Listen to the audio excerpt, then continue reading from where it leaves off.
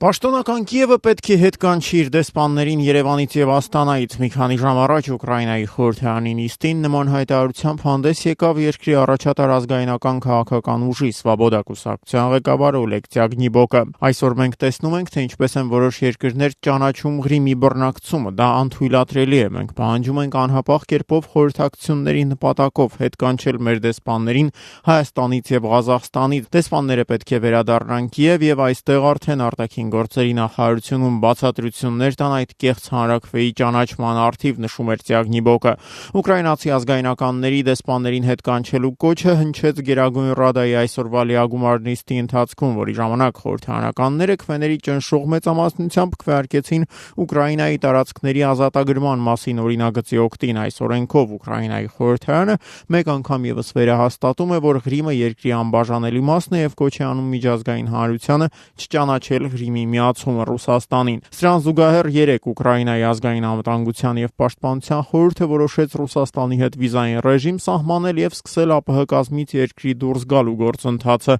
Այս մասին հայտարարեց խորհրդի քարտուղար Անդրեյ Պարուբին։ Було доручено Міністерству закордонних справ впровадити візовий режим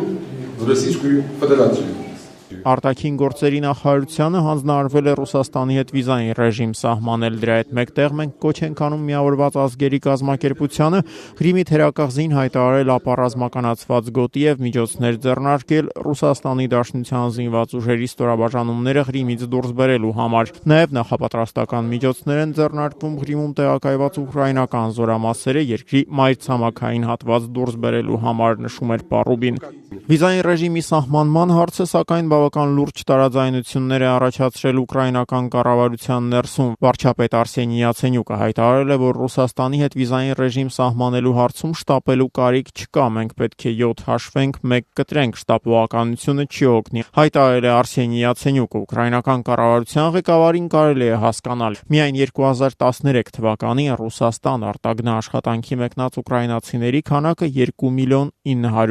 էր։